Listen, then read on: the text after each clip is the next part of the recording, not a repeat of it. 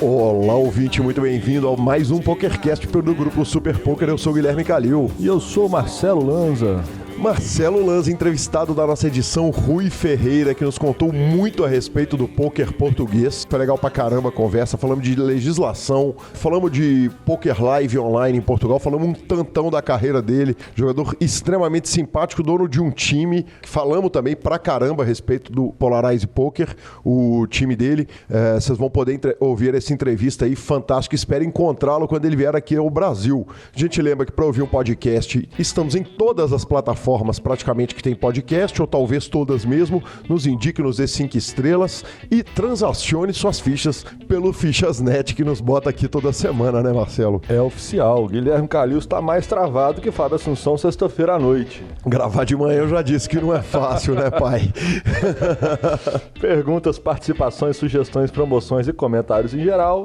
E-mail é pokercast@gruposuperpoker.com.br. Usar sempre aquela hashtag SuperPokerCast quando for fazer aquela publicação ou nos procurar. Instagram, @GuiCalil, @LanzaMaia e o nosso telefone, WhatsApp e grupão do Instagram. No Instagram não. Telegram. É 31 97518 9609. Exatamente, Lanza. Nós tomamos falinha, inclusive, a respeito da hashtag SuperPokerCast. Eu espero que você não tenha visto a pauta, mas tomamos uma nobre falinha do ouvinte.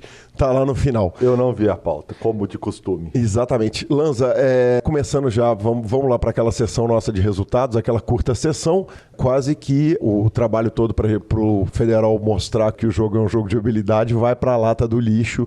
Lanza quase que acaba com o poker brasileiro. Parabéns, seu monstro. Que homem. Muito obrigado, senhor. Quem ouviu o programa, só recapitulando o seguinte, quem ouviu o programa, o Lanza, a gente começou aquela discussão do Sunday Million, que ele vinha baixando semana após semana, desde fevereiro, e você levantou no programa, você virou e falou assim, quer saber? Fiquei louco. Vou julgar essa porra hoje. Exatamente. E resolveu aqui gravando que ia jogar, então quer dizer, tudo aconteceu porque você estava gravando, eu ainda estou esperando o meu bater lá na minha conta. Deu ruim. Já passamos tudo pro local. Já caiu em real na conta. Eu falei que a citação ia regular a conta, você falou santo de casa não faz milagre. E aí o resto da história é a história. Por favor, contar para o nosso querido ouvinte. Foi verdade. O poste mijou nos cachorros. Chegamos ali, 38º no Sunday Million. Arrumamos uns 2.000 e poucos dólares, bem legal a premiação. Os pay jumps são bem altos nessa hora, né? Então faltou uma estrelinha ali na reta final, empatei 3 mãos que não podiam. Mas foi divertido demais, né? A turma torcendo. É impressionante como que deve ser os caras que chegam sempre, né? Eu não sei o que é isso, provavelmente não vou saber de novo. Até porque a frequência que eu jogo é pequena demais para permitir que isso aconteça. Então na hora que eu colocar em longo prazo, isso vai demorar muito para repetir. Mas, a galera manda mensagem no chat, mensagem no Instagram, mensagem no Facebook. Cara, não para, é uma loucura. E foi muito divertido, uma experiência muito bacana. Eu tinha quase 1 ano que eu não jogava. Eu dobrei muito rápido, fiz ficha rápido. Com ficha é mais tranquilo de jogar, você vai apertando a turminha mesmo. 2 caleft eu virei chip leader e aí eu comecei a empurrar, literalmente, mandei muita ficha na testa dos outros mesmo, sem dó nenhum. E aí fomos chegando. Por um momento quase achei que podia chegar mesmo, mas foi bom, foi divertido. E o que o nosso ouvinte, só o ouvinte do grupo sabe, mas eu compartilho com o mundo, foi o seguinte. Nossa ouvinte, senhora, sua esposa, celebridade, @BeliGabi, Gabriela Belisário, contou o seguinte, que foram consumidas 10 super long necks de 600 ml durante esse torneio. 13 cervejas. Exatamente. Mas é porque o Pitão sempre falou que não bebe, não ganha. E ao mesmo tempo falou que ninguém deveria jogar bebendo. Mas eu tava sem pretensão nenhuma, eu tava totalmente no lazer. Eu abri 2 telas. Eu abri o Sunday Million e o Omaha Knockout 16,50. Eu fui bolha da FT do Omaha Knockout e o Sunday Million eu fui ficando. Eu tomei uma... Você foi bolha da FT, mas você nocauteou uma galera. Você já rolou de cara. Eu arrumei uns 80 dólares nesse torneio. Um sonho. Já tava felizão, já tava quase free rolando tudo. Eu tava totalmente por lazer. Então, assim, eu tava sentado. Eu tomei uma cerveja de 600 ml por hora. Cada intervalo eu levantava, ia no banheiro, pegava uma e sentava. Então, assim, não deu nem pra ficar... Porque foi leve, foi leve. Que homem. Quanto que arrumamos? Arrumamos 2. Total da sessão, arrumamos 2.400, alguma coisa. Tudo, 2.400 alguma coisa, 2.450 calorias aproximadamente. Graças, glória a Deus. Professor, direto para a nossa sessão de notícias, finalizando o Party Poker Millions. Vamos falar rapidamente a respeito da mesa final e depois da importância do torneio, né? A mesa final é que nós tivemos Caio Rei, que nunca teve no ferro. A gente falou que ele ganhou R$1 milhão. Ele nunca teve no ferro mesmo, né? É oficial, ele se prova isso do dia após dia. Em quinto lugar, o Vlad Stojanovic, o servo, que arrumou R$1.200.000. Samuel Gangon, do Canadá, em quarto, com R$1.480.000. Mata Simbolas, da Lituânia, R$2.236.000. E o Dó, que foi o Bruno Volkmann, o brasileiro, que estava muito chip leader, entrou muito favorito no heads up, e ele foi assassinado pelo baralho. O americano Mathis, pelo jeito. Acabou ganhando, virou o heads up, e o Bruno ficou com R$2.748.000 e o Mert puxou R$3.494.000, senhor.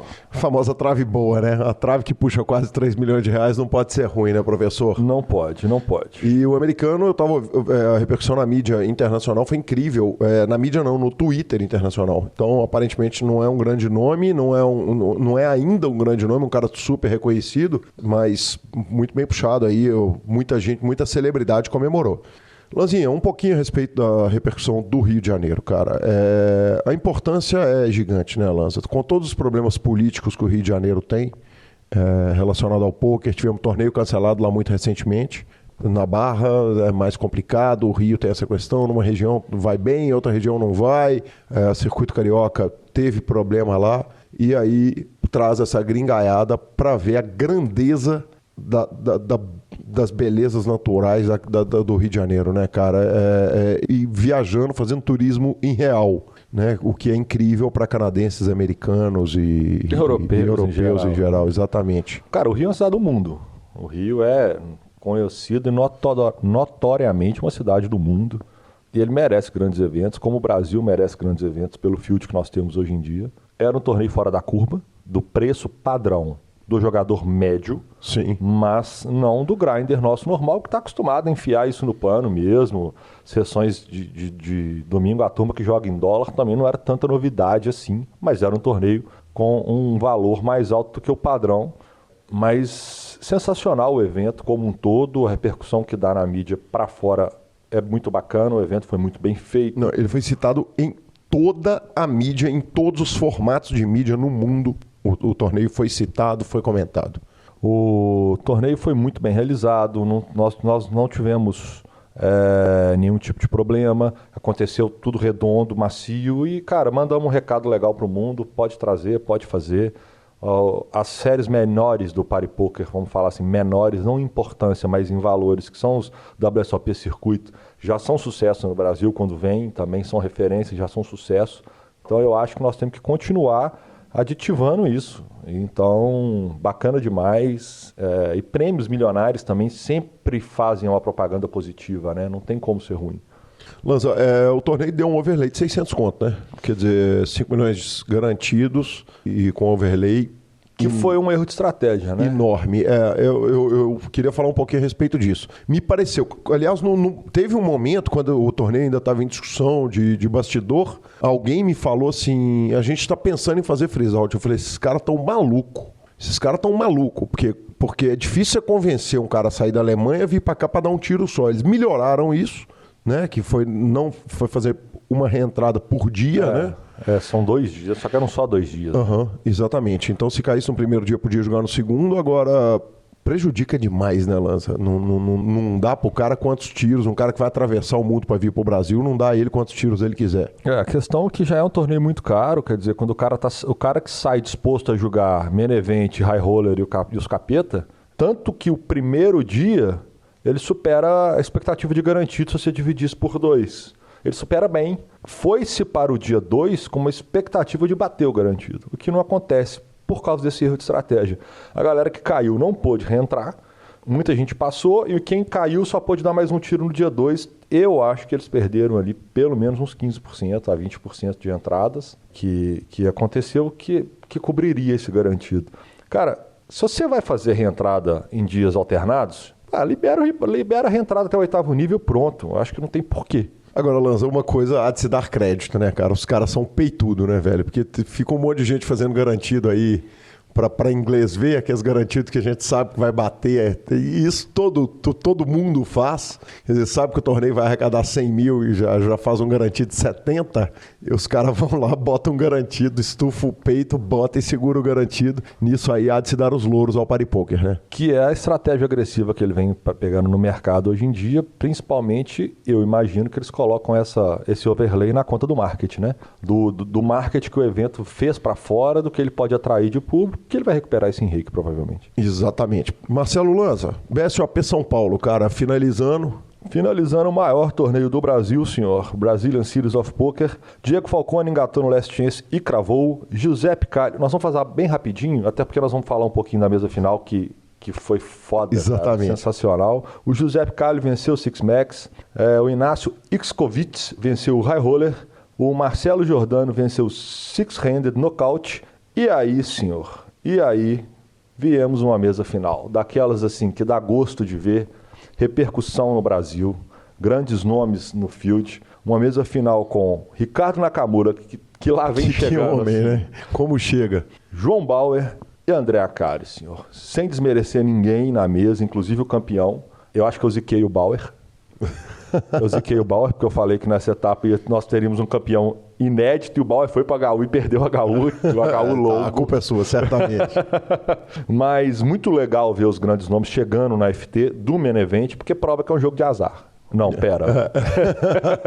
Exatamente, sem variância. A Akari acabou ficando em 9º lugar, Nakamura em 7º, o Luiz Cláudio Cunha em 6º, Antônio Quino em 5º, Fernando Viana em 4º e o William Melli em 3º. O Bauer fez um belíssimo HU, eles fizeram um deal, o Bauer ficou com R$353 mil em 2º, e o grande campeão, parabéns, bem puxado numa mesa foda dessa, Pedro Henrique Autor, que puxou R$380.700, senhor. Sensacional. Próxima etapa, 25 a 30 de abril, Salvador. Meu amigo Neto Vegas está tentando me convencer aí para Salvador. Eu tô seriamente cogitando. Com a paçoca que o senhor deveria ir. Não, deixa eu te falar, a parada é o seguinte, velho, eu já teria hospedagem lá, então seria só passagem, mas, cara, o que eu tenho de evento aqui nesse final de semana, tem batizado da filha do Dudu e tal, não que quem não é padrinho seja indispensável em batizado, mas pode ser que tenha show, então vamos ver o que rola. Lanza, terminando então o BSOP, cara, Marcelo Mesquil abre uma vantagem bizarra no ranking, nós vamos dar uma passada, esse ano não tá dando variância não, ele tá com 1.700 pontos. O segundo colocado, que é o Pablo Almeida de Menezes, está com 1.075 pontos. Ele está com quase o dobro. Quase o dobro do cara. No ranking de Mixed, o Siqueira está em primeiro lugar com 330 pontos. O Piragibe está com 230. Leandro Braza Pimentel... Quer dizer, só a turma reg... Exatamente, 180 pontos. E quem é o quarto colocado? Quem é o quarto colocado? Marcelo Simões Mesquil, 180 pontos. Então, a treta tá sinistra, tem uma diferença razoável ali do Siqueira, mas ele vai ter que rodar aí um pepino que não vai ser muito simples. E no ranking de Omaha, o líder é Bruno Gasotto, com 520 pontos. Segundo colocado, Pablo Almeida de Menezes, 395 pontos. Lembrando que o BSOP vai para Salvador de 25 a 30 de abril, senhor. Exatamente, vai acontecer lá no Ishi da Bahia. Cara, Salvador. Sensacional, cara. Eu não fui para Salvador e não conheci porque deu zebra. Fui bem no torneio. Zebra mesmo. Lanza, e o Sunday Million, cara? O Sunday Million... E o Sunday Million? Eu acho que ele fez Primeiro bobagem. é o seguinte, ele cresceu pela primeira vez desde que baixou o torneio para 109. Mas aí foi porque eu avisei que ia julgar. É verdade. Isso acontece muito. É verdade. Pô, o Lanza vai julgar, quando o Lanza vai julgar é dinheiro grátis, exatamente. Cara, tá fácil mesmo. Exatamente. É oficial. E segundo, que o Sunday Million, para tentar dar essa... eles vão soltar, cara, um progressivo nocaute amanhã. Ou anteontem. Ou anteontem, exatamente. Estamos gravando sábado, o programa sai na terça ou anteontem. Então, eu acho que eles tinham que ter esperado. Eles mudaram o horário, eles tiveram ali quase 15% de aumento de field, 10% de aumento de field. E aí, no domingo seguinte, eles já mudam o formato do torneio. Isso eu comecei a achar que agora ficou perigoso. Porque descaracteriza. Tá, deixa eu colocar as minhas opiniões aqui. A primeira coisa é o seguinte, eu acho que o Sunday Million é uma instituição que eu costumo brincar que é igual a camisa do Atlético. A camisa 1 de jogo do Atlético, não se brinca com ela. faixa preta com a faixa branca, sem inventar moda, sem mimimi, entendeu? Porque é mexer no sagrado. Quer dizer, é uma instituição grande o suficiente que a primeira mexida nela me parece um erro. Tava lindo, tava ótimo o torneio, tava fantástico, era o torneio assim, você ia apresentar o Chevaux no PokerCast, era o seguinte, bicampeão do Sunday Million. O cartão de visita do cara era ser bicampeão do Sunday Million. Você vê o tanto que ele desvalorizou quando qualquer um chega na reta final. Quando qualquer um chega, exatamente. Olha o Lanza que deu a falinha nele. Quem confunde as duas vozes não sou eu dando falinha nele, não. Cara, então é o seguinte, mexeu mal, mexeu errado. Agora, tá vindo um de aniversário que vai a 215. Depois dele, pode ser que os caras voltem pro torneio com 215 e tenta voltar pro formato original. Então é o seguinte, velho, já fudeu mesmo. Quem sabe não é o caso de inventar moda. Eu não concordo, você sabe por quê? Porque eu acho que a redução de buy-in, ela vai de encontro com a política da AMAIA quando ela vai para beneficiar o amador. O cara que tá ali sentado de boa, vou jogar um Sunday Million. Porque o 215 é pesado para o amador. O 109 é mais fácil, até para ele ganhar a vaga em satélite é mais fácil ele poder jogar. Então, nessa linha que eles adotaram, ela tem o 109 vai de encontro com essa linha adotada. Mudar o formato do torneio, aí é diferente. Aí eu acho que aí mexe no sagrado mesmo. Você mexe, você pega a instituição no domingo, que é o Sunday Million, e virou nocautão. Isso vai ser torta na cara, esse torneio amanhã. Vai ser tiro e bomba pra tudo quanto é lado. Eu tô esperando o Sunday Million de amarrar de 5 cartas. Alô, Amaia. Peguei. Lanzinha, e por último, nossa última notícia, West Virginia legaliza o poker online em cassinos. Foi o 5º estado americano a legalizar, a organizar, e lá agora é o seguinte, passou a boiada inteira, já organizaram, já legalizaram, foi cassino, poker online. Foi uma lei que passou, a justiça tinha 15 dias para falar o seguinte, não, essa lei não é válida, passar pelo Congresso local lá, estadual, não sei nem se é Congresso a palavra, mas passar pela Câmara, se fosse fazer uma analogia aqui, e está liberado, está legalizado. Ainda não tem muita notícia, não sabemos se o prize pool vai ser compartilhado, se o player pool vai ser compartilhado com os outros estados americanos e tal. Já tem algumas informações, essa informação inclusive veio do site Online Poker Report. Então quem quiser uma informação um pouco mais completa vai estar lá, mas é uma matéria que ainda tem muitas dúvidas a respeito. Cada lugar novo que legaliza é uma grande alegria para nós, como cada lugar que fecha é uma grande tristeza, né, Lanza? Ainda mais naquele mercadão americano, né, cara? Aquilo é um mercado maravilhoso demais. Exatamente. E falamos muito disso na nossa entrevista que vem agora com o Rui, que teve lá, que viu o poker português fechar as portas. Uma entrevista do caralho, que cara fantástico. E vocês ficam aí com a palavra do nosso patrocinador, Fichas.net, e depois vamos para a entrevista. O Fichas.net é o seu parceiro para compra e venda de fichas dos principais sites de poker online. Contrate o Fichas.net pelo WhatsApp 062 98130 6680 e negocie suas fichas com a melhor cotação do mercado. O Fichas.net trabalha com créditos do PokerStars, PariPoker, 888, Brasil Poker Live, PP Poker e EcoPace. Chame o Fichas.net, avise que chegou até eles pelo PokerCast e participe de promoções super especiais para os nossos ouvintes. E repetindo, o WhatsApp do Fichas.net é 062 98130 6680. O número está na descrição de nossos programas. Fichas.net, confiança e melhor preço para suas fichas.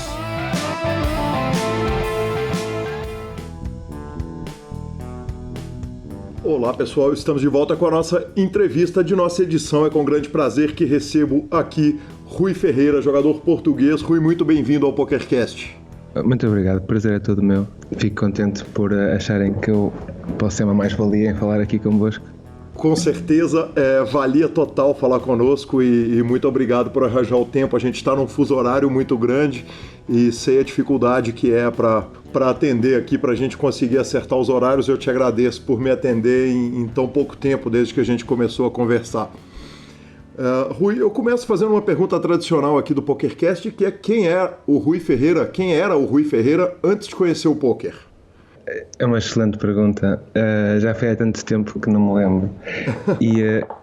E era muito novo. Não, era estudante, era um estudante normal em Portugal, acho eu.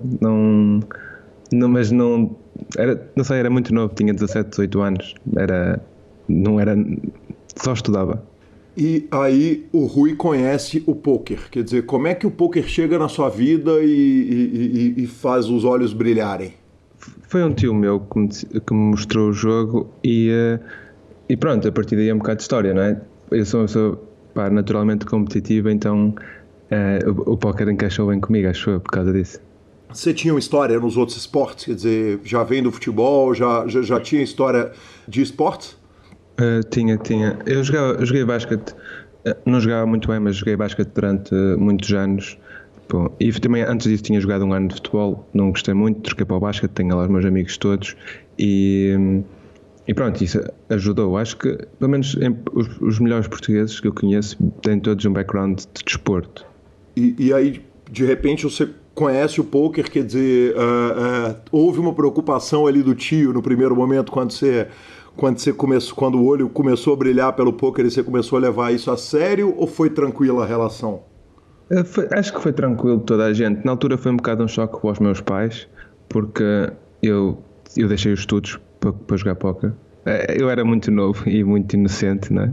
Se calhar se fosse agora não tinha feito isso, mas correu bem, não é? Mas deixei os estudos e isso acho que foi um bocado um choque. Ninguém estava à espera, não é? Tipo, agora, ainda por cima, em 2010 o póquer não é o que é hoje e pelo menos em Portugal o póquer não era quase nada. Foi um bocado um choque, mas passou bastante rápido, acho eu. Rui, e você tem uma pegada muito empreendedora, quer dizer, você montou time, passou por escola, quer dizer, o seu desenvolvimento no pôquer, ele se deu não só como jogador, mas também como empreendedor. Eu queria que você contasse um pouco a respeito disso, quer dizer, você começa a jogar pôquer ainda num cenário português aberto, quer dizer, você jogando contra o field do mundo, e depois a gente vai poder falar um pouco a respeito desse cenário que se fechou em Portugal e do que tem de bom e de ruim nisso. Mas eu queria que você contasse um pouco a respeito daquele começo da carreira ali, quando você começa a jogar, a grindar low stakes, começa a enxergar a viabilidade de se tornar profissional. Eu acho que tive bastante sorte durante... Eu considero uma pessoa com muita sorte na vida. Eu sempre... Não sei, as coisas foram correndo bem, acho eu desde o início. Claro que tive momentos maus em termos de swings, né? Mas tive sempre... não sei, acho que tive sempre sorte. Acho que a sorte teve do meu lado, acho que cresci bastante rápido. Não sei, eu acho que comecei a jogar póquer em 2010 e se não estou em erro, em 2011... em Portugal há um site que é o Poker PT e eles na altura entregavam os prémios de jogador revelação e assim, e esse tipo de prémios, jogador revelação ou jovem prodígio, alguma coisa assim, e eu ganhei em 2011, por isso eu acho que tive muita sorte em tudo, não sei, que as coisas correram sempre mais ou menos bem. E com isso você foi recebendo convites, quer dizer, foi abrindo porta, como é que foi o andar disso? Quer dizer, em 2011 você recebe uma premiação de jogador revelação do Eu acho que foi país. 2011, pode ter sido 2012, atenção, já foi há muito tempo. Sim, e evidentemente o poker é muito pequeno ainda no mundo, quer dizer, em 2011, 2012 era outro universo do poker. Quando chega esse convite, você já está jogando por sua conta? Eu joguei quase sempre, eu acho que joguei fora de conta, pai, 1 ano e meio, 2 na minha carreira. E comecei porque eu queria jogar, na altura decidi, achei que era uma boa ideia começar a jogar EPTs e na altura não tinha banca para isso e comecei a jogar por conta de outros que eram amigos na altura e ainda são amigos hoje. Pronto, e comecei a jogar por conta de outros e pronto, depois quando aquilo não correu muito bem, por meu primeiro ano a jogar EPTs não correu muito bem. Fiz um buraco bastante grande, depois consegui mais ou menos desenrascar-me disso e depois comecei a jogar para mim e desde aí jogo para mim. Não sei, desde que me lembro, acho. Foi antes do póquer fechar isso tudo. Perfeito. Quando você cria esse buraco, você está jogando stakeado, quer dizer, você está num acordo de staking com algum time, como é que funcionou isso? Não, em Portugal não havia times na altura. Não, pelo menos no sentido em que há hoje. Podia haver alguma pessoa a bancar, tipo 7 pessoas, mas não havia times como há hoje, não é? E mesmo hoje há poucos times em Portugal. Somos muito pouquinhos. Sim, e como é que você conseguia chegar até os EPTs? Quer dizer, como é que você conseguia tentar correr o circuito, jogar, fazer a banca suficiente para poder tá jogando os torneios ao vivo e na Europa, que evidentemente tem uma grande vantagem, porque Porque na Europa é um continente em que os países estão muito próximos, mas ao mesmo tempo Portugal está numa ponta do continente. Não é tão fácil assim para um português poder cruzar o circuito, né? Era a parte que eu gostava menos, e eu sou de Portugal, é perto, no Brasil deve ser muito pior. A parte que eu gostava menos era as viagens, que era mesmo muito desgastante. Nos anos que eu viajei mais, pá, eu sentia que não tinha casa, não é? Tipo, eu dormia sempre numa cama que não era minha, e isso é muito desgastante. Mas eu vi o podcast do Kelvin e ele disse uma coisa que é muito importante e que acho que é totalmente verdade. Tipo, para ser bom jogador de póquer, 90% é jogar. E pronto, e eu na altura era isso, eu jogava todos os dias. Eu esforcei-me muito nesse aspecto. Eu dei corpo e alma, como se costuma dizer, ao póquer. E pronto, e depois disso, não sei, para mim era mais ou menos. Era um passo que tinha que acontecer, jogar live, acho eu. Pelo menos na altura eu achava. Hoje em dia jogo só quando me apetece, mas na altura achava que era o passo certo. E de certa forma, queira ou não queira, isso não é uma mentira, né? Porque é muito mais difícil para um jogador que joga online aparecer do que um jogador que joga live. Porque os resultados ao vivo, eles evidentemente, eles dão muito mais imprensa, tanto da mídia do poker quanto da mídia de fora do poker. Como que era, nesse começo em Portugal, a mídia do poker? Já existiam sites especializados? O Poker PT ele tinha um destaque e os jornais da cidade do Porto? Como é que funcionava isso? Acho que sempre houve destaque. Mesmo na altura, mesmo online, um dos maiores jornais esportivos tinha uma coluna só de poker. Pelo menos tipo ao domingo ou assim. Lembro-me que isso existia. Hoje em dia acho que já não existe. A Poker PT existe, mas acho que os jornais deixaram de trabalhar o póquer, honestamente, que pelo menos que eu saiba, não é? Mas na altura acontecia muito, os jornais esportivos faziam bastantes notícias sobre isso. Isso no auge do póquer, quer dizer, quando a WSOP estava batendo ali aqueles números inacreditáveis, né? Até o mercado fechar, acho eu. Até o mercado fechar acho que isso existia, depois quando o mercado fechou, depois nunca mais voltaram. E você disse que para você era um sacrifício viajar. E hoje, na sua vida pessoal, eu li numa entrevista sua que você namora fora de Portugal, correto? Eu viajo para 9 meses por ano. Estou fora de Portugal para 9 meses por ano. Por isso eu nunca estou quieto, estou sempre a viajar, sim. Não é irônico para quem não gosta de viajar, ter que passar esse tempo todo fora? Eu sou daquelas pessoas que as murras, eu gosto muito eu não gosto, mas sabe-me bem fazer coisas que não gosto, porque tem que ser, não é? Tipo, eu tenho que fazer porque é o meu trabalho e acho que é a melhor maneira de eu encarar a vida. E acho que fazer coisas que eu não gosto, eu fico a gostar delas porque depois fico contente porque estou a fazer uma coisa que não gosto, estás a perceber? Não sei. Sim, perfeito. E aí vem, você estava contando que os jornais davam destaque para o poker e vem o fechamento no mercado. Como que funcionou isso? Quer dizer, foi uma Black Friday específica portuguesa? Quer dizer, um belo dia vocês acordaram e não tinha mais poker em Portugal? Foi mais ou menos assim. Eu lembro-me quando li a notícia, achei que era uma brincadeira, de género, domingo o póquer vai fechar, foi uma coisa deste estilo, estás a perceber? E eu achei que aquilo não era mentira, achei que não ia ser verdade, não era que os gajos que os sites estavam a tentar enganar, era que não era isso que ia acontecer, estás a perceber? Achei que eles estavam mal informados, mas depois chegou domingo e fechou mesmo, por isso foi um choque, acho eu. Em que ano que foi o fechamento? Olha, ótima pergunta, acho que foi em 2015, 2016... E aí de repente se abria o PokerStars, não fechou para o mercado e eu imagino que deve ter sido a falta total de informações, porque como foi a Black Friday, até chegarem as informações para nós que estávamos aqui no Brasil de que ia abrir, quer dizer, foi uma coisa que foi muito lenta e no caso de vocês ainda teve uma regulamentação, né? Quer dizer, demandou uma regulamentação para que os sites voltassem a operar aí. Como é que funcionou? Quer dizer, você era um profissional de pôquer naquele momento, já vivendo de pôquer, o que passou na sua cabeça no momento que acontece uma coisa dessa gravidade no seu país? Eu nunca fui uma pessoa muito de reclamar com o sistema, não é? Aquilo foi uma alteração e eu tinha duas opções, ou chorava ou tinha que me adaptar, não é? Então eu adaptei-me e acho que me adaptei bastante rápido, que eu acho que passado mês e meio já estava a viver fora de Portugal.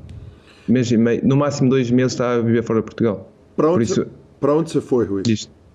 Infelizmente fui para a República Checa. que não é um país muito bonito, só que eu acho, pelo menos a ideia que eu fiquei é que as pessoas não gostam muito de estrangeiros lá e são, mas não sei, não é um povo como o português ou como o brasileiro, que é um povo sempre bem disposto e muito simpático.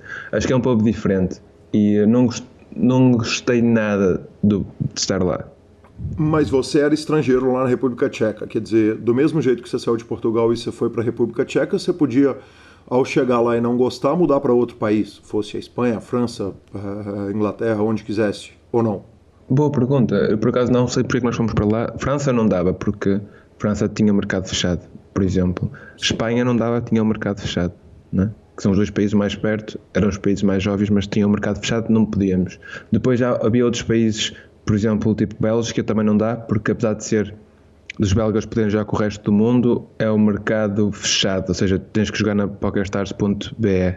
Na Europa não era um bocado Tetris, não sei se sabes o jogo. Sim, claro. Pronto, era na Europa, para escolheres um país onde podes jogar é um Tetris, porque este país não dá por causa disto, este país não dá por causa daquilo, este país não dá porque pagas 50% de impostos, este país,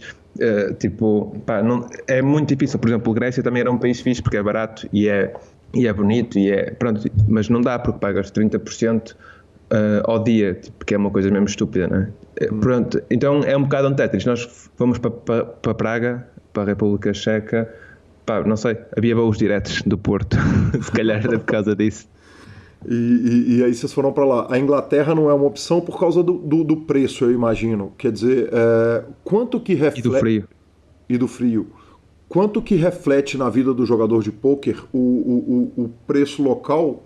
Aliás, perdão, antes de perguntar a respeito de preço, vamos falar um pouquinho a respeito de taxação. Como é que funciona a taxação hoje em Portugal e como que funcionava na República Tcheca na época que vocês foram? Na época que nós fomos... Em Portugal era cinzento, era uma matéria cinzenta na altura, antes de legalizarem. Agora já não, agora já está tudo bem delineado. E em Portugal, o póquer é um jogo que é considerado de sorte ou azar, ou seja, não se paga impostos sobre jogos. Os indivíduos não pagam impostos sobre jogos de sorte ou azar. Quem paga neste caso é a PokerStars, né? Pronto, ou seja, para os jogadores profissionais acho que é ótimo. Na República Checa, na altura não se pagava nada. Depois nós tivemos que sair da República Checa porque eles também passaram pelo mesmo processo que Portugal passou, que foi legalizaram. Então tiveram que fechar os mercados. Uhum. Então quer dizer que um jogador que joga em Portugal, se você ganhar o torneio, €1 milhão garantidos, quais são os tamanhos dos torneios que hoje tem no mercado, já que, explicando para o ouvinte, o mercado português ele é fechado. Então, na verdade, o português só joga com português, correto? Não. O mercado português foi fechado até se juntar ao mercado espanhol e francês. Ah, tá. Como nos Estados norte-americanos, ok. Exatamente. Uhum. Antigamente, primeiro eles disseram que iam legalizar e o que fizeram foi fechar o acesso a todos os portugueses das salas. Depois legalizaram isso. Passados 2 anos decidiram abrir só a PokerStars.pt, em que só podiam jogar portugueses com portugueses, mais ninguém podia jogar. Certo. Tinha que se ter o cartão de cidadão de Portugal para poder jogar. Uhum. E os jogos, apesar de serem pequenos, não eram muito aliciantes para o jogador recreativo, mas para os jogadores profissionais o que importa é quanto é que se ganha por jogo e não quanto é que dá o primeiro, não é? E os jogos eram bons. Eu tenho uma equipa, não é? E abri a equipa nessa altura. Eu e os meus parceiros, os meus sócios, abrimos a equipa no dia que a PokerStars abriu em Portugal. Foi literalmente no mesmo dia, porque vimos que era uma oportunidade muito boa. Qualquer das maneiras, era muito bom o jogo. Apesar de os prémios eram pequenos, mas os jogos eram bastante fáceis. Depois, numa segunda fase, Portugal juntou-se a Espanha e França. E criou-se uma PokerStars que tem Portugal, portugueses, franceses, espanhóis, e tem o problema que aceita toda a gente do resto do mundo, não é? Por isso é que os fields ficaram muito piores, porque eu agora chego lá, jogo um torneio e aquilo tem 50 brasileiros ou 200 brasileiros que são bons, não é? Então agora os jogos são um bocado mais difíceis. Mas era isso, eu não sei se respondi à tua pergunta. Respondeu perfeitamente a minha pergunta. Quando você disse que os jogos eram fáceis, o que era fácil no jogo? Os caches eram fáceis, os torneios eram fáceis, ou o jogo todo, o nível técnico era um nível tecnicamente baixo? Quer dizer, a gente viu que na hora que tirou os americanos, ficou mais fácil o jogo, evidentemente, no primeiro momento. Foi isso que aconteceu? Quer dizer, na hora que você fecha para o público português, ele tem muito mais recreativos do que profissional e você já exclui muitos regulares do field naquele primeiro momento? Não, o que aconteceu foi, tu tens uma nação que teve 2 anos sem poder jogar póquer. Sim. Ou seja, mesmo os jogadores que eram profissionais que não saíram, ficaram bastante ultrapassados, não é? Porque isto é um jogo que tem uma evolução extremamente rápida. E então, basicamente, era muito fácil em tudo. Os cash era muito bom. Eu não cheguei a jogar muito cash, mas tive amigos meus que ganharam muito dinheiro a jogar limites bastante baixos. Era mesmo uma coisa que não continha mais site nenhum, estás a perceber? Era mesmo, quando abriu era mesmo muito bom. Porque os profissionais, ou os que eram profissionais antes do mercado fechar e não saíram de Portugal, estavam muito desatualizados. Então, os recreativos também não treinaram durante 2 anos, não é? Ou seja, os recreativos estavam muito mais fáceis do que nas outras salas e os regulares eram muito mais fáceis de jogar contra do que nas outras salas, porque ficaram um bocado parados no tempo, não é? Então foi ótimo. E aí os caches ficam fáceis, os torneios ficam fáceis, mas esse jogo num primeiro momento é só em Portugal. Só em Portugal, sim. Quanta action tem? Quer dizer, eu não conheço Porto, você é de Porto, correto? Sim, um bocadinho mais abaixo, mas sim. Eu conheço Lisboa e Lisboa é uma cidade que me impressiona pela grandeza dela. Ela tem todos os aspectos de uma metrópole gigantesca, mas em população ela não é uma cidade tão grande quanto outras capitais europeias. Quer dizer, qual que era o tamanho desse field e quanta action que tinha? Tinha jogos de todos os stakes 24 horas por dia ou tinha hora para jogar? Os torneios ficavam fechados em certos horários ali para atender a demanda do país? Em relação aos cash games, o limite mais alto era 2,5, 5. Para o Hold'em e para o MA era 2 euros. Sim. E os jogos não decorriam 24 horas por dia. Decorriam no horário mais nobre, não é? Deve ser das, 7 da tarde à 1 da manhã, algo desse estilo.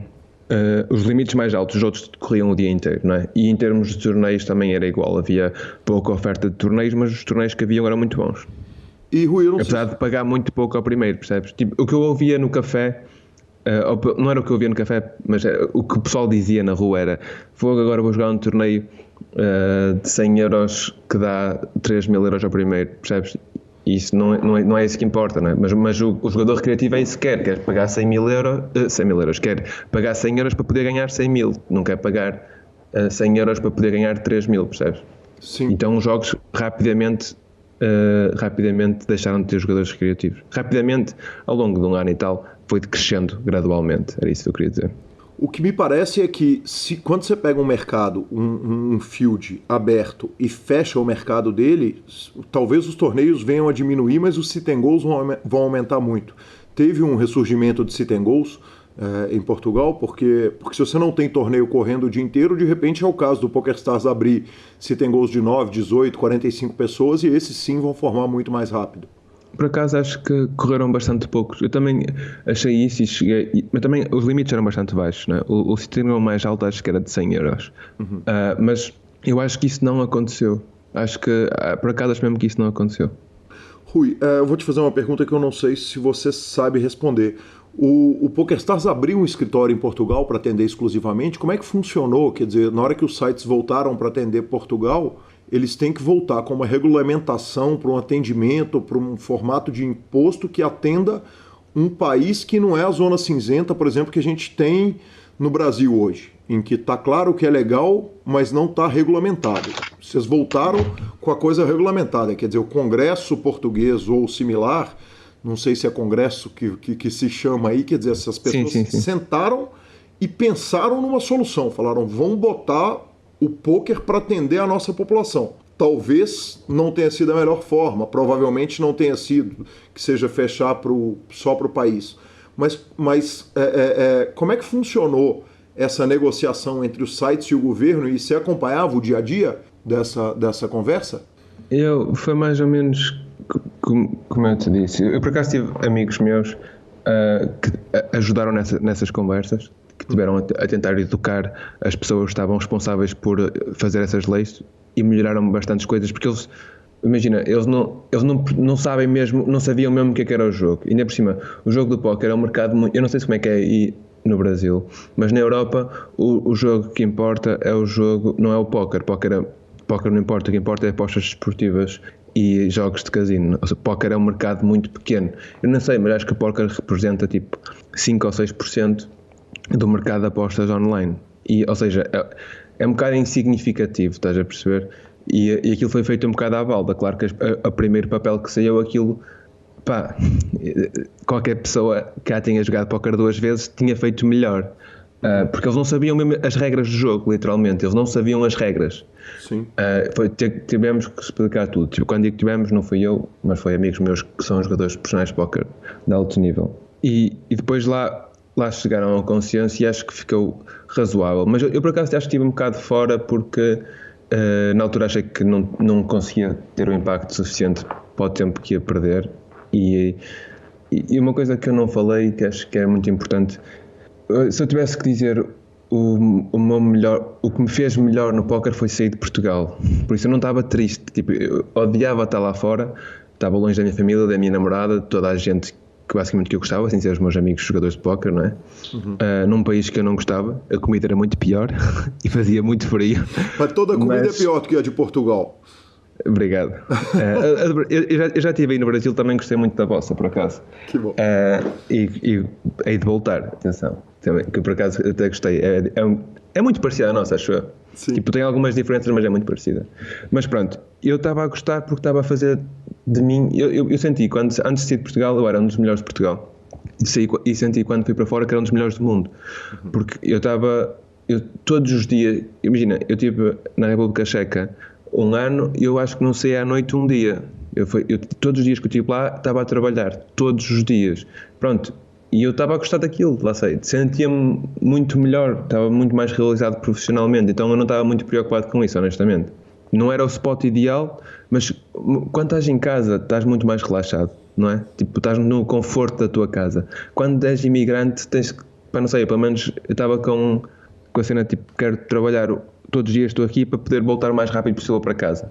Eu estava sempre a fazer essas viagens, mas sempre que eu estava lá estava a trabalhar, eu estava a gostar disso, por isso acho que me afastei um bocado disso, porque ao contrário das outras pessoas que acho que ninguém gostava de estar fora, eu apreciei porque, não sei, mas foi um mal que veio por bem, não é? Para mim. Sim. E aí, quando volta ao mercado, vocês voltam com um mercado compartilhado, quer dizer, França e Espanha. As regulamentações dos países, Rui, são parecidas? Quer dizer, a França, por exemplo, também não cobra imposto do jogador, a Espanha não cobra imposto do jogador, cobra só da sala, ou isso é uma condição só portuguesa? Só portuguesa. Eu acho que eles têm é diferente as leis. Acho que a União Europeia meteu a mão porque havia algumas regras que tinham que ser cumpridas, ou seja, os países não podiam fazer as coisas à balda, mas de qualquer das maneiras, em Espanha acho que se paga impostos, mas eu não queria muito falar sobre isso, que eu não tenho a certeza, mas em Portugal sei mais ou menos como é que se passa, em Espanha não sei, mas em Espanha acho que é muito pior e em França também acho que é muito pior que em Portugal, para jogar. Certo. E, por outro lado, o que a gente tem visto é o seguinte, volta e meia acontece ali, vamos supor, um Sunday Million de super especial, ou um torneio de $5 mil e tal, e a gente vai olhar a lista de jogadores, tem jogadores com as bandeiras, se não me engano, muitas vezes da Holanda, e a gente vai olhar, o nome deles é João Barbosa, Rui Ferreira, João José, quer dizer, nomes que na hora que a gente bate o olho a gente fala, tipicamente ali aquele nome, a gente fala, esse cara não é holandês de jeito nenhum, esse cara certamente é um português que foi lá para Holanda ou para outro país qualquer para jogar. O ano passado, eu estava no Sharks Cup a ver os maiores ganhadores da Holanda e nos primeiros 15 eu acho que 8 eram portugueses. Tipo, não era nos 15 quem eram mais, eu acho que 8 eram portugueses. Dos 15 holandeses que ganhavam mais. Yeah. Por que Holanda? É muito perto, são 2 horas o voo.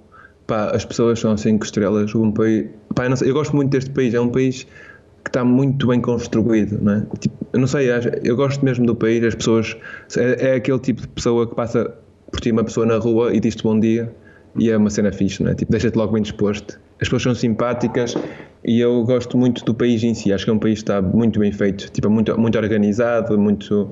Não sei, eu gosto muito deste país, por acaso. Rui, vocês tiveram que criar outras contas de pôquer para poder jogar na Holanda? Quer dizer, como é que funciona? Porque quando a gente cria uma conta num site de pôquer, tem que colocar endereço, telefone, aquelas coisas todas. Como é que funcionam as contas holandesas dos jogadores portugueses? Isso gera algum problema para vocês? Não, tens que ter morada aqui, não é? Eu estou neste momento em Roterdão. Eu passo aqui, o ano passado passei aqui mais de 6 meses. Eu tenho sempre morada aqui, não é? Então, se tivermos morada aqui, é só criar conta no banco, que não é propriamente fácil para estrangeiros criar conta no banco aqui, mas desenrasca-se. E criar conta no banco e ter um comprovativo de morada, e é basicamente isso. Tipo, não é fácil, não se faz isso em 2 dias, mas pronto, para quem joga Ice Stakes acho que compensa.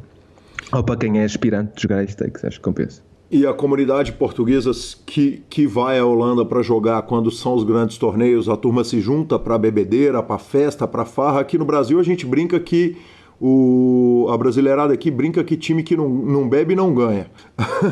Tem uma farra portuguesa aí ou aí na Holanda quando a turma tá fora, como é que funciona? Por acaso eu não bebo, mas não sou muito beber, sou capaz de ter uma cerveja, se calhar não bebo a segunda, mas eu acho que não acontece muito isso. Pelo menos, não sei, nós tentamos ser o mais profissionais possíveis. E como nós imaginamos, se calhar estivéssemos em Portugal, até tirávamos um dia para ir ver uns copos ou assim, mas como nós temos que sair do nosso país, da nossa casa, de conforto, de ter a minha comida da minha mãe ou poder estar com os meus amigos, e íamos para fora, levámos as coisas muito a sério, acho eu. Eu não sei, mas o ano passado nos cupos, eu não sei se sabes, mas pronto, os cupos correram muito bem, eu ganhei todos os torneios, não sei, tipo, que foi uma semana de 5 estrelas, pá, e eu ganhei todos os torneios, não sei, tipo. Sim. E aquilo, por acaso abrimos 2 garrafas de champanhe, mas foi 2 garrafas de champanhe a dividir por 15, mas foi a festa que fizemos, estás a perceber, tipo, mais ninguém deve ter bebido uma cerveja, que eu saiba, pelo menos espero que não tenham bebido os meus cavalos, os meus alunos. Muito justo. Quantos alunos tem o time hoje? 90, acho eu. 90 alunos do mundo inteiro? Portugal e Brasil só.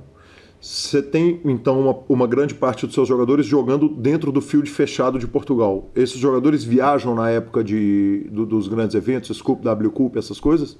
Os melhores ou os que querem ser melhores que viajam, sim. O ano passado foi fixe, que viemos todos para o mesmo sítio, que é uma cidade em Haia que é gigante, acho que é maior que Lisboa, chama-se Haia. E fomos jogar futebol e assim, foi fixe. Por acaso gostei mesmo muito.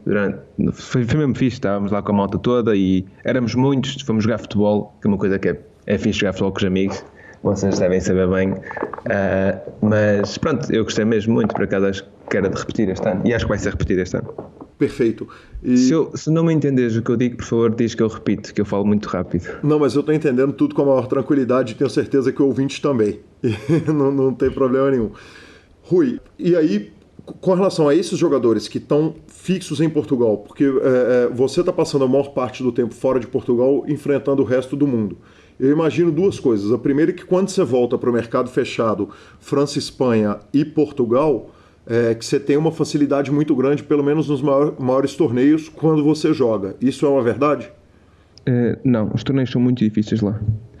E são mais fáceis, claro que o que não te podes esquecer é que o torneio mais caro é 250 euros, não é?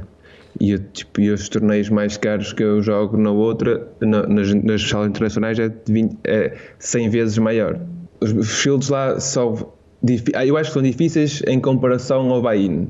Pronto, se compararmos um buy-in de 250 euros com um buy-in de 250 euros da Stars.com, acho que é muito parecido.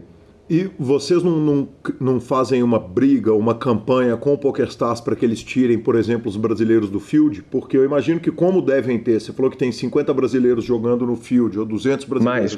Mais. Sim, que estão regularmente jogando nesse field. Eu imagino que, evidentemente, não devem ser só brasileiros. Quer dizer, deve ter brasileiro, mas deve ter jogadores de outros países. Claro. Lituanos, há muitos. Estou a dizer Brasil, porque eu acho que... Eu, por acaso, também queria dar uma palavrinha, porque há 3 anos não havia brasileiro, pelo menos eu não conhecia muitos brasileiros não havia muitos brasileiros regulares nos fields. Hoje, não sei o que é que os brasileiros fizeram, mas trabalharam muito bem, porque hoje é só brasileiro em todo lado e são bastante bons. Por isso, é dar os parabéns às equipas, trabalharam muito bem, acho eu. Infelizmente para mim trabalharam muito bem, mas acho que é tirar o chapéu, porque honestamente há 3 anos eu sabia dizer tipo 3, 4 nomes e eram os melhores 3, 4 nomes. Hoje brasileiros acho que ganharam o jogo, são os maiores regulares, tipo, é o país que há mais. Por isso que eu estava a falar do Brasil, claro que na Stars PT, não é? Claro que há mais países, não é? Há muito da Europa de Leste, que também não era suposto, e russos, também é um bocado irritante apanhar russos. Mas isso era o sonho. Mas, tipo, nós o que é que vamos fazer? A minha pergunta é essa. Percebes? Tipo, eu não sei. A Stars tem um monopólio do mercado. Só há uma sala em Portugal neste momento. Eles podem fazer o que quiserem. E eles ganham mais a ter esses jogadores, por isso eles não os vão tirar enquanto não houver competição, acho eu. Rui, e nos Estados Unidos, quando se fechou o mercado, ainda algumas salas continuaram operando lá. Então o Bodog, por exemplo, tem jogadores americanos, o America's Card Room abriu lá. Portugal não tem uma coisa similar? Quer dizer, não existem sites que o governo não tenha conseguido fechar? Uma boa pergunta. Eu acho, se existem sites, deve existir, tipo os Black Ships e assim, mas que são Black Ships? A WPN, não sabes a sala? É WPN, é uma rede que também é de americanos. Ok. Acho que é WPN, a rede que se chama Poker King. Nunca ouviste falar? Não ouvi falar. E eles, aquilo é bastante grande. Eles conseguem operar paralelo ao sistema, paralelo à proibição. Conseguem, mas as multas em Portugal são gigantes. Não sei se vão ser executadas ou não, mas as multas em Portugal são muito grandes. Por isso não sei se... Mas não existe nada, não existe grande oferta ilegal. Essas multas, naturalmente, elas seriam aplicadas ao site, não ao jogador que joga no site. Não, ao jogador. As multas relacionadas ao jogador são gigantes. Quer dizer, se você, Rui, for pego jogando num site ilegal, você sofreria uma multa do governo português, é isso? Sim. Eu acho que as multas, eu não sei se são em relação ao VPN ou são em relação ao jogar em sites ilegais. Eu acho que há multas para os dois lados, mas a multa mínima é 2.500 euros. E depois aquilo está muito mal especificado, ou seja, nós não sabemos se é 2.500 euros, se entraste no site 10 vezes, se é 2.500 euros porque entraste no site, ou é 2.500 euros por jogo, ou é 2.500 euros por cada vez que entraste no site. Estou a falar 2.500 euros no mínimo, é o mínimo, a multa vai ter meio milhão de euros. Em Portugal há muito pouco disso. E o VPN acaba não sendo uma opção, né? Porque jogar com o VPN, a gente já discutiu isso aqui no PokerCast, é basicamente dar um free roll muito grande para o site. Porque se você bate um torneio, ganha um Sunday Million fazendo VPN em Portugal, você dá ao site simplesmente o direito de não te pagar, correto? Sim, a mim não me vão apanhar a fazer isso, de certeza. Eu jogo póquer há 8 anos e gostava de continuar nos próximos 8 anos, estás a perceber? Então eu não vou arriscar. E é como eu te disse, eu estando fora de Portugal trabalho muito mais, aproveito muito melhor os dias para trabalhar, por isso vou continuar a vir para fora. Bacana. Rui, como que funciona o poker ao vivo em Portugal? A gente tem 2 diferenças que são básicas. A primeira, a maior de todas, naturalmente, é o seguinte: o Brasil não tem cassino. Então, talvez essa evolução técnica que você citou dos jogadores brasileiros aconteça exatamente porque o poker pra gente ele não é 6% do lucro de uma organização.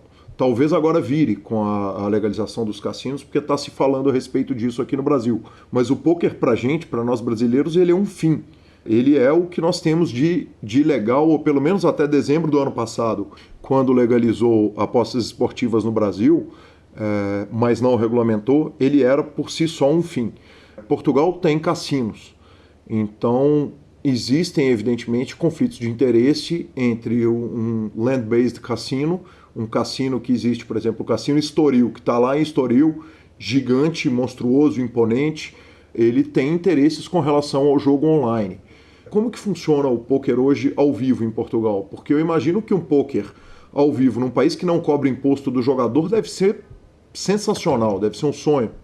Não, por acaso em Portugal Eu não jogo muito póquer ao vivo em Portugal. Os torneios são muito pequenos. Se houver alguma coisa especial, ou às vezes, pelo menos costumo ir. O ano passado não fui, mas costumava ir uma vez por ano ao Casino de Estoril, mas era mais por convívio. Não ia jogar os torneios, que havia jogado 2 torneios, mas acho que era um torneio de 500 euros e um torneio de 1000, mas não pagava a viagem, estás a perceber? Não pagava a viagem, a estadia, por isso eu ia mais pelo convívio. E eu acho que não sei, acho que no Brasil o póquer ao vivo é muito maior, mas se calhar é muito maior porque não há casinos. Sim. Não é? Ou seja, as pessoas que queriam ir ao casino se calhar iam experimentar póquer. As pessoas em Portugal que querem ir ao casino vão mesmo ao casino, percebes? E acho que isso é mau para o jogo do póquer, nesse aspecto, mas é o trabalho deles, não é? Não sei. E acho que meteram bastante pressão. De certeza que houve bastante pressão dos casinos em Portugal por causa da regulamentação do jogo online. Rui, mas e Portugal não é considerado um grande destino europeu de pôquer? Porque imagino que, por exemplo, se o governo não taxa o jogador, faria muito sentido. Primeiro porque, como eu disse, lamentavelmente eu não conheço o Porto, mas conheço Lisboa, e Lisboa é uma cidade fantástica, com uma noite muito legal, uma cidade com muita cultura, com muita coisa, com muita coisa para fazer, linda a cidade. E sem imposto, quer dizer, eu imagino que como destino europeu seria muito atrativo colocar Portugal como uma capital de pôquer. Isso não aconteceu aí? Ou as leis, por exemplo, são diferentes para estrangeiro? Você sabe por que Portugal não vira um destino como, por exemplo, o Barcelona virou lá do EPT? Não podes fazer filmagens dentro de casinos. Ou seja, a Stars não tem interesse em vir a Portugal porque não pode passar na televisão, percebes? Então, só não isso? há... Sim, acho que é só isso. Nossa, é impressionante, né? É uma pena, inclusive, né? Sim, eles estavam a tentar resolver esse problema, mas não está a ser fácil. O pessoal, pelo menos a ideia que eu tenho, tipo, não sei, as coisas andam devagar, tipo, em Portugal e eu não me estou a queixar, atenção, mas as coisas acho que andam devagar. Acho que eventualmente isso vai estar resolvido, mas enquanto não tiver, acho que não vamos ter aqui o EPT Estoril, acho que não vai acontecer enquanto não der para filmar dentro de casinos, não é? Eu acho que tu podes filmar dentro de casinos, só não podes transmitir. Tem assim uma lei qualquer. Acho que não podes filmar. Acho que podes filmar dentro do casino se for para mostrar as imagens dentro do casino. Estás a perceber? Sim. Só que isso não há interesse nenhum para a Stars fazer isso, por exemplo. Claro, perfeito. Rui, eu queria que você falasse um pouquinho a respeito do time. Como é que funciona o time? Você falou que tem jogadores portugueses e brasileiros, então, ou seja, aulas em português, o que é um atrativo naturalmente para os jogadores dos dois países. Como que funciona o critério seu de seleção quando você pega a turma aqui do Brasil para dar aula e stakear? É uma excelente pergunta. Eu vou falar um bocado então sobre a equipa. Nós na altura decidimos que abrir a equipa era obrigatório. Era numa altura em que eu fico muito contente de o termos feito, porque os exemplos que nós tínhamos em Portugal tinham corrido mal. Basicamente as equipas que existiam, a ideia que nós tínhamos era que eram perdedoras, e eu e o Zaga, que Gonzaga Oliveira, não sei se sabes quem é, mas eu e o Zaga decidimos abrir uma equipa. Pronto, era o passo natural. E a altura foi muito importante. Entramos numa altura em que o pessoal estava sem jogar há dois anos em Portugal, então o pessoal queria aprender e nós éramos muito provavelmente as melhores pessoas para ensinar. Pronto, então tentámos fazer uma coisa diferente. Nós oferecemos, eu não sei como é que funcionam muito bem as equipas no Brasil, mas nós oferecemos tudo.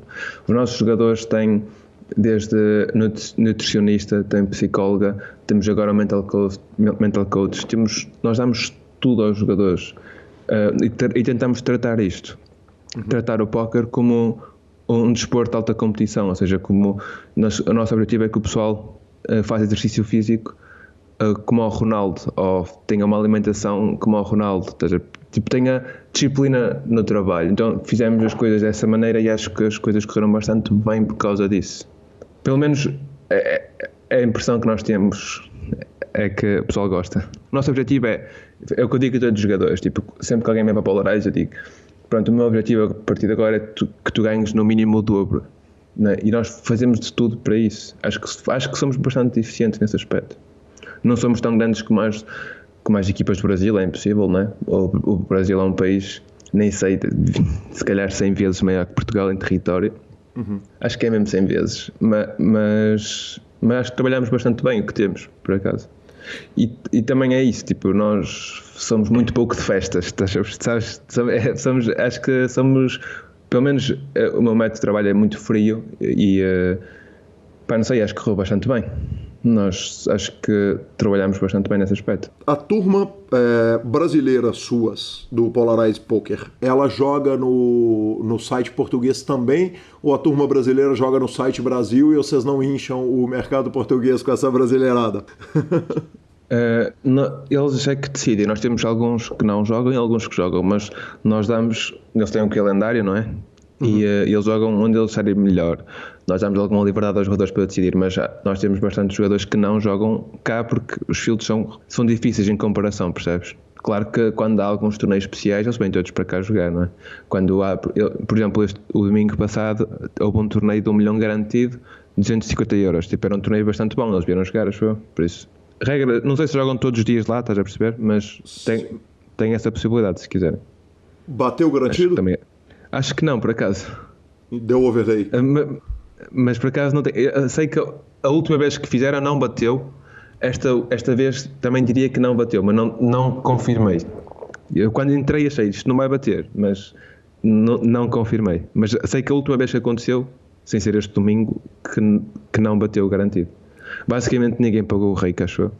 Entendi, perfeito. E para um jogador brasileiro ou um jogador português que estiver ouvindo o podcast e quiser inscrever no Polarize Poker, por onde que ele chega até o time? É só ir até o site polarizepoker.br ou .com ou .pt e tem lá uma parte das candidaturas. Nós agora estamos muito rígidos nas candidaturas, mas acho que ninguém perde nada em tentar. E os brasileiros que nós temos são muito bons. E pelo menos é a impressão que eu tenho, fiquei surpreendido nunca. Os brasileiros que nós temos acho que são mesmo muito bons. Pelo menos os que eu falo mais, fiquei super surpreendido, acho eu. Claro que o brasileiro que é brasileiro nunca joga uma sexta, não é? Com certeza absoluta. Mas até que a turma trabalha no domingo, hein? Sim.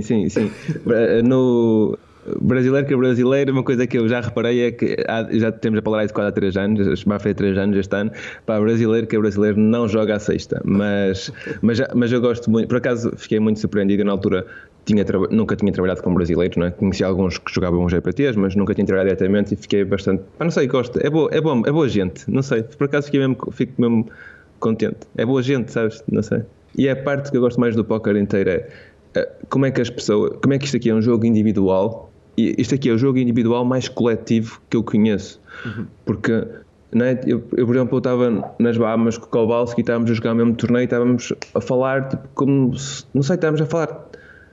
Foi provavelmente, não sei se foi a segunda vez que eu tinha falado com ele ou que eu tinha estado com ele ao vivo e estávamos a falar como se nos conhecêssemos já há 8 anos, porque jogámos online há 8 anos, estás a perceber? Tipo, não sei, as pessoas dão-se bem, eu não sei, por acaso nas Bahamas este ano foi bastante fixe, que foi toda a gente, os americanos todos, os americanos que deixaram de jogar em 2000, no Black Friday, que jogavam contra mim e os gajos diziam, Rui, sempre queria pôr uma cara ao Nick e caralho, e é pessoal que é meu competidor direto, percebes? Mas estavam contentes por me ver, não sei, acho que isso é mesmo, o póquer é muito fixe por causa disso. Eu acho que isto não sei se acontece o mesmo no futebol, sabes, tipo, quando há aquelas rivalidades, não sei se é igual, tipo, no póquer é mesmo fantástico, eu fico mesmo contente. Que incrível. Rui, eu tenho uma pergunta que só você que pode me responder. Qual a personalidade brasileira comparada com a personalidade portuguesa? Ela gera diferença na forma de jogar? Na intensidade da agressividade? Num jogo que alguém pode ser menos agressivo, outro mais agressivo? Você consegue perceber essa diferença no geral no jogador pela nacionalidade dele? Claro que sim, né? Tipo, há algumas, mas isso também vem de estudo, não é? Isto tudo se estuda. Por exemplo, há algumas características que eu sei que se eu vou ver o país, eu sei que é do Brasil e vou jogar diferente porque muito provavelmente o coach dele ensinou a fazer alguma coisa, não é? Da mesma maneira que se calhar os brasileiros dizem o mesmo dos portugueses, dizem, pronto, este português vai fazer isto. E porque o Rui lhe dá aulas, estás a perceber? Uhum. E eu também pelo país sei que algumas coisas que os brasileiros fazem que outros países não fazem. Isso acontece, mas acho que também pode acontecer a Portugal. Mas em relação a isso, o que eu queria dizer é que, era o que eu estava a dizer, há 3 anos os brasileiros que jogavam póquer, tirando os 4 ou 5 ou 6 melhores, eram todos recreativos. E hoje não há recreativos, só há regulares. Uma mudança drástica. Tipo, é muito mais, antigamente era muito difícil, havia muitos mais brasileiros recreativos que regulares. E hoje há muitos mais brasileiros regulares do que recreativos. Por isso foi uma mudança inacreditável. Em 3 anos, é mesmo inacreditável. Perfeito, mas eu digo no que tange, além do fato de um estar sendo ensinado pelo Rui e o outro estar sendo ensinado pelo Kowalski, o fato da personalidade mesmo, quer dizer, a gente vê... acho que não. Você é um cara antigo no pôquer, a gente lembra que, por exemplo, um jogador Danish, como fala, dinamarquês, eles tinham uma personalidade que era mais fria, muito mais agressiva e muito menos emotivos. Quer dizer, eles não tinham aquela comemoração que um brasileiro da época tinha quando puxavam a mão, e aquilo acabava refletindo no jogo deles. Você acha que só pela personalidade, pela criação do país, pela forma que não há diferença nesse aspecto hoje? Isso é uma excelente pergunta. Eu acho que os europeus são mais frios. Eu acho que hoje em dia, tipo, pelo menos é a minha opinião, tipo, os europeus são muito fortes a jogar póquer. São muito fortes. Os melhores são europeus, acho eu. Sim. E acho que é porque é um povo muito mais frio. É um povo muito mais com os pés na terra. Acho eu. Pronto, e é isso. Ganhar uma mão e festejar é um problema para mim. Se eu visse algum aluno meu a fazer isso, leva logo um queixaço.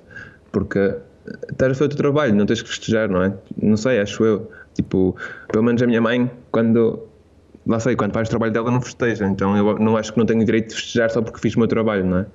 Eu ano passado, em maio, quando disse que ganhei os torneios todos, houve um dia que ganhei um torneio que deu 800k.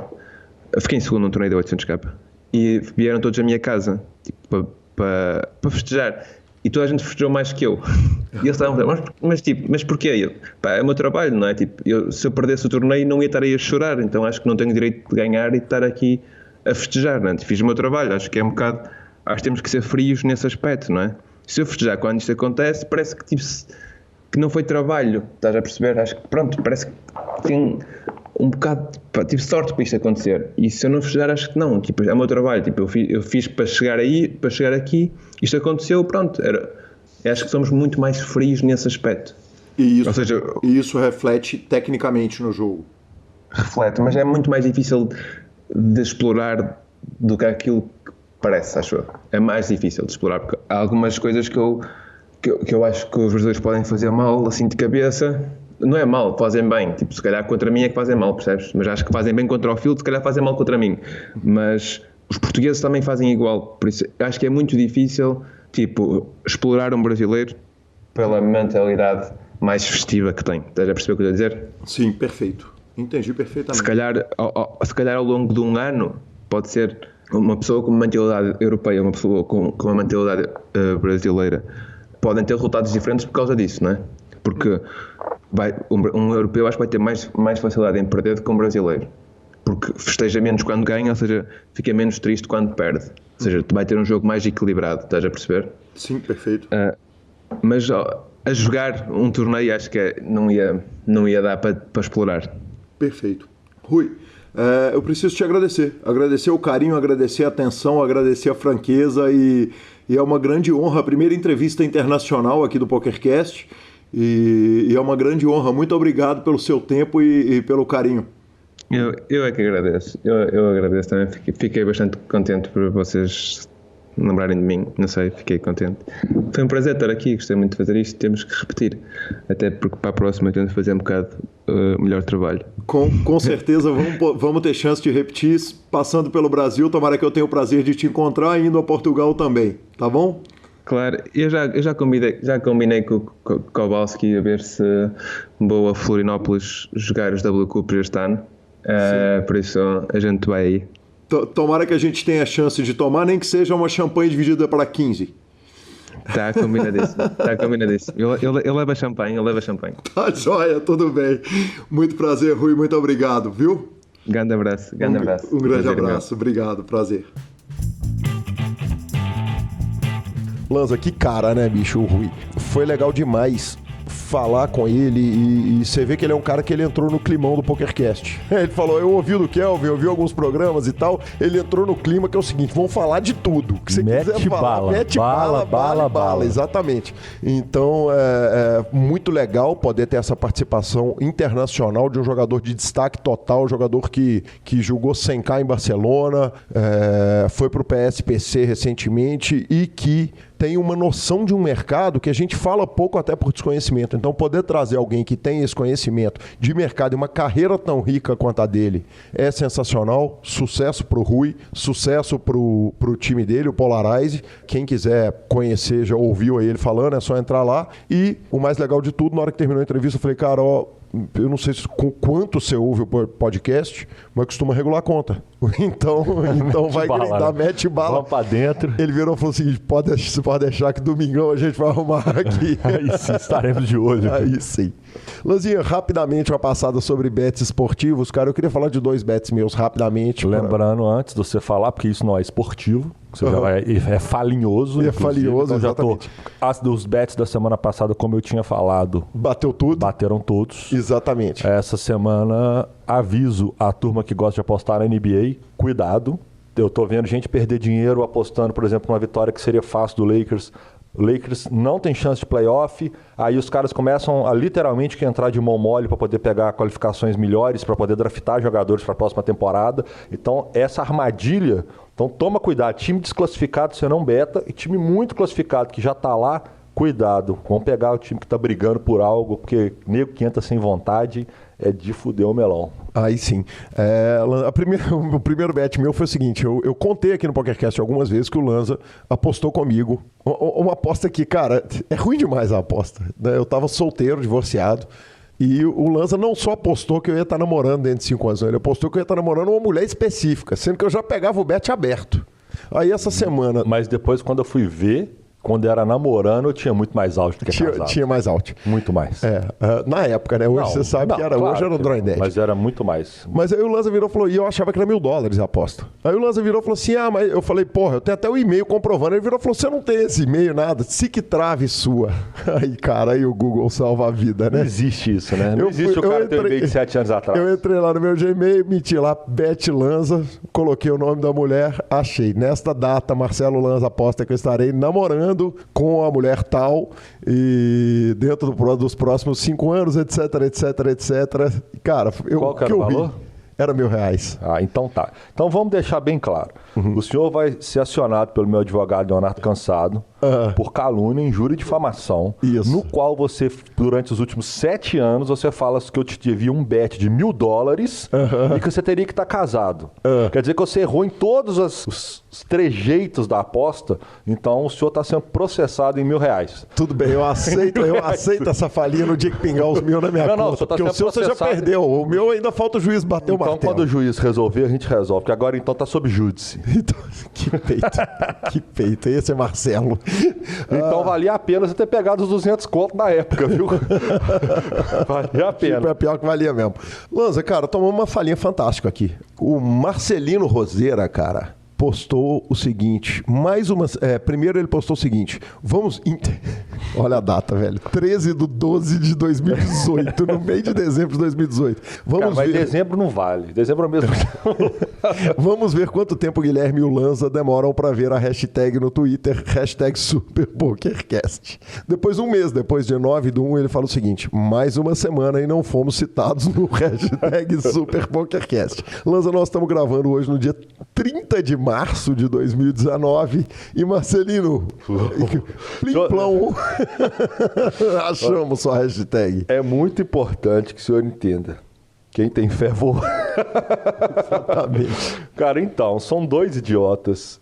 Isso é um erro nosso mesmo, como a gente erra às vezes de não ir lá olhar os comentários no YouTube. A gente não vai olhar os releases na Apple. Não, no YouTube eu até vejo você olha, o release da Apple, é um pepino, então, mas é muito importante para nós. Mas aqui, Valeu demais. Pode continuar usando, que você tá vendo que vai ser citado. Um dia cita, exatamente. Vai ser citado.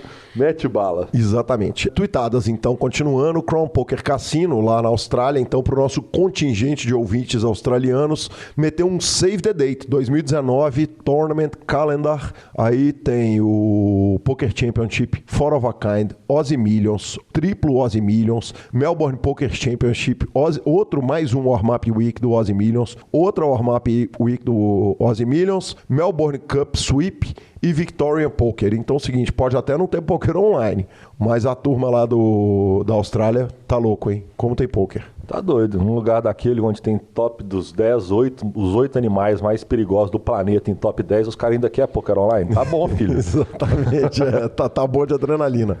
Lanzinha, eu queria agradecer, em primeiro lugar, uma mensagem do Leandro que fez um elogio específico a respeito das entrevistas que eu faço. Então, cara, eu não vou nem ler aqui, porque foi tão bonita, foram tão bonitas as mensagens dele que eu não vou nem ler, porque vai soar como autocongratulação eu mesmo lendo essa parada. Então eu leio pro senhor. Mas obrigado. Obrigado pelo carinho. Então, por isso eu queria agradecer ao Leandro lá do grupo do tal de PokerCast. Do grupo do Telegram. Obrigadão. Além disso, lê aí o nome do nosso ouvinte, Lanzinha. Ah, filho, na hora que eu vejo é fácil, é Aliston. Exatamente. Ele me mandou uma mensagem e eu respondi em áudio pra ele. Falei, Aliston, ele falou, cara, obrigado, você é a única pessoa que pronuncia meu nome correto. Na hora que eu li a mensagem dele, ele falando que o pessoal fala com R, já ficou fácil de eu escapar. Cara, eu flipei a parada e acertei, né? Essa é a grande verdade. Queria ter uma notícia melhor pra dar pra ele, falar, não, véio, que isso, eu jamais erraria seu nome, mas eu flipei a parada e acertei. Aí nós temos o Ronaldo Machado, de Belém do Pará, que respondeu o seguinte, puta que pariu, foi essa expressão que gritei sozinho ao ouvir pela primeira vez o PokerCast com você e o Lanza. Nossa, como pude ficar tanto tempo sem conhecer vocês, caras? Vocês são ótimos demais, vocês fazem com que pareça que nós nos conhecemos. Sou funcionário da Prefeitura de Belém e minhas tardes ouvindo podcasts são bem mais divertidas. Espero um dia poder resenhar com vocês. Grande abraço e beijo no coração. Sensacional, essa foi a mensagem dele. Eu queria dar uma passada no meu Instagram aqui, porque eu recebi muita mensagem de muito carinho lá na reta do Sunday, então, pelo menos para dar uma citada na galera, o nosso querido brother Felipe Phil mandou um abraço, Yara Diniz, o Mantos Black Moon, a Samantha Caiafa, Samizinhas, Edu Pletz, o Léo Cansado, que não é o Léo Cansado, é um outro Léo Cansado. Cara, tem 5 no poker, velho. É impressionante, né? O nick dele, o outro, chama É Muito Fácil. Deve ser fácil mesmo. Jefferson Cussolinho, Oliveira BR, o nosso grande Lucão, o Dudu Freitas, Drinho Tupac, Eduardo VP, Rick Salgueiro, nosso querido Otinho, até o senhor. E o Lucas Galo 13, obrigado a todos pelo carinho. Obrigado a Gabi também, que ficou ali torcendo comigo o tempo inteiro. Cara, quem foi citado na entrevista do Bernardo, cara, foi o Vini Silva, fantástico Vini Silva, que deu uma palavra aqui com a gente no PokerCast lá no BSOP Millions, um cara pelo qual a comunidade do poker tem um carinho total. Ele postou a entrevista na rede social, agradecendo a citação e tal. Nós que temos que agradecer a ele, um cara fantástico, só faz bem pro poker. Mas, aliás, cara, que repercussão, velho. A gente... Bicho, cabulosa, né? Foi sinistro, velho. A gente imaginou que poderia dar uma coisa bacana. Você pensou nisso, mas você nunca pensou nunca que ia imaginei dar que ia ser o que foi, cara. O Alailton Mendes Campos mandou uma mensagem que eu repliquei ela no grupo da família. O negócio me tocou de uma forma que eu repliquei ela no grupo da minha família. Foi um negócio que realmente vieram lágrimas aos olhos e, cara, saber que o PokerCast tá fazendo bem é um negócio que, cara, como me emociona, como me faz sentir bem no trabalho e nos tempos difíceis. A gente brinca, né, Lanza, que quando tá difícil, quando tá duro de patrocínio, é isso que bota a gente pra frente. E aí a gente dá a notícia, né? Vocês gostaram tanto da entrevista do Bernardo que ele já tá convidado. Breaking então, semana news. Que vem, muito possivelmente, o entrevistado é ele. Parte 2. Exatamente. Terminando rapidamente as citações aqui, o Otávio Neto entrou na mesa de stakes errados, mais alto, e meteu bala mesmo assim, arrumou a nota. Conservani querendo citação de novo para regular a conta, ninguém aguenta. Um grande abraço, Conservani. Gabriel Soares jogou comigo no Sierra de camisa do Galo. Ele me contou um negócio que quando o Galo faz aquelas ruas de fogo, aqueles foguetes, que estava queimando as camisas do Galo, agora ele tira a camisa e deixa queimar as costas. Ah, tá justo? Eu acho justo. As costas conserta, a camisa não, né? Não, pera. O Fábio Lucas criou um estudo com base na nossa entrevista com o Bernardo Schark. O Fábio Lucas, simplesmente, cara, ele adicionou o nosso Instagram para mandar uma mensagem só elogiando. Ele não pediu para entrar no grupo, não perguntou dúvida nem nada. Ele falou, adicionei aqui só para elogiar. E o Ronaldo Machado, lá de Belém, elogiou o pessoal do Norte Poker Tour, lá de Belém, fazendo um 200k garantido. E sucesso aos caras que fazem esse trabalho aí no norte do Brasil. O desejo nosso é de sucesso total. Vamos que vamos. Também quero dar uma citadinha, aproveitar que você falou desse torneio. Semana que vem aqui em BH nós temos Minas VIP, para a turma que gosta. Um torneio que eu tenho muito carinho, que eu ajudei a desenvolver ele durante 3 anos. Agora eu só tô ali brincando e divertindo mesmo, mas eu sempre acompanhando. E o nosso amigo Raendel também, que está lá no grupo do PokerCast, na segunda-feira, dia 8, se não me engano. Ele vai fazer um torneio aqui em BH também, um circuito beer, um 25k, acho que R$200 de buy-in. Sucesso a todos. Sucesso a todo mundo que está trabalhando aí nesse fronte que é o poker brasileiro, legal demais. A gente vai finalizando o nosso programa, superpoker.com.br, onde tem tudo sobre poker no Brasil e no mundo. Na aba de clubes você tem a guia de clubes do Brasil, na aba de vídeos e Super Poker no YouTube, transmissões ao vivo, os maiores torneios do mundo, análises técnicas, programa de humor, entrevistas icônicas e, obviamente, o PokerCast. Revistaflop.com.br, sua revista de pôquer, há mais de uma década contando as grandes histórias do pôquer brasileiro, e mibilisca.com, cobertura mão a mão de torneios pelo Brasil e pelo mundo. Faltando menos de 60 dias para a WSOP, certamente Mibilisca vai estar lá cobrindo os brasileiros. A gente vai para a nossa dica cultural. O professor quer começar? Não quero começar nem terminar. Então tá bom. Porque essa semana eu tô literalmente tentando terminar o volume de dicas culturais, porque eu posso até tomar falinha, porque eu não ouço o podcast eventual, mas todas as séries que eu dou, eu vejo elas inteiras. Então eu tô terminando as últimas 2 que eu andei vendo. Deixa eu acabar, porque essa semana eu vou começar uma nova. Justo. Lanza, esse ano começou insano com a literatura pra mim, né? Eu pedi um tanto de livro pro canal. O senhor lê proporcionalmente o tanto que eu vejo série. Mas esse ano tá diferente. Eu falei isso na entrevista com o Bernardo e a quantidade de livros que eu li foi incrível, mesmo pra mim que gosto muito. E eu não sei de onde veio essa dica cultural. Ela pode ter vindo do Sérgio Prado, ela pode ter vindo da Fabielle, ela pode ter vindo do Gustavo Oliveira, que depois, quando eu postei, ele elogiou pra caramba o livro. O livro é do Marçal Aquino. O nome do livro é Eu Receberia as Piores Notícias dos Seus Lindos Lábios. É simplesmente do caralho. Eu li o livro, minha cabeça assim, explodiu. Eu tô aqui catando pedaço de cérebro pela casa. Rapidinha a leitura, eu li em 4 dias, e 4 dias bem conturbados. Então, cara, de repente eu ia sair de casa e falar assim, não vou sair, cara, vou ler um pouquinho mais, porque que parada louca, personagens bem construídos pra caramba, um livro fantástico, delicioso. Sensacional, senhores. Eu acho que deu hoje, né? Deu. Tá bom, o programa ficou tamanho legal. Ficou do tamanho legal. Acho que 1h30, 1h40 ali tá justo, né? Então. Depois de um programa de 2 horas semana passada. E a gente sabe que semana que vem tem o Bernardão. O Bernardão é igual eu. Ele não gosta de falar não, viu? E as nossas mídias sociais, encerrando o programa de hoje, a gente @GuiCalil, @Lanzamaia, senhor.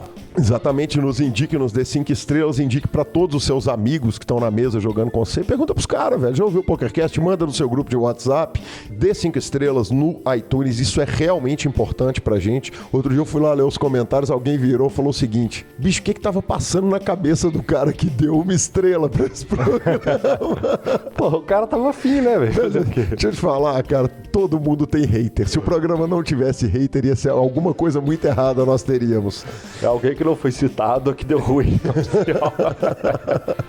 Quando você for transacionar fichas, corra lá no Lucas do Fichas.net, o telefone dele tá aí na descrição do programa. É ele que nos põe no ar todas as semanas, e a edição do programa é dele, o fantástico Vini Oliver. Vinão tá fazendo um trabalho fantástico com esses erros de gravação. Eu queria te parabenizar, porque hoje você não errou. Nenhuma vez. Não, mas eu não vim errando, né? Aquele dia que eu tava chegando na balada foi o último acordando dia, da balada. Foi o último dia, então é justo a falinha. É justo. Valeu, é isso aí, até a próxima. Valeu, moçada, até a próxima semana.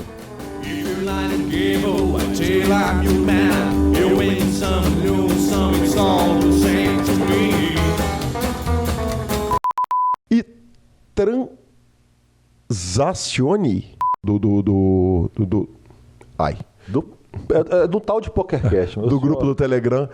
Muito obrigado a todos, moçada. Valeu, até a próxima semana. Não. Não, peraí, só um minutinho. Tem as mídias sociais ainda, tem o Mendigo. Então, deixo muito obrigado a todos para depois. Não, peraí, corta esse trem aí, Vini.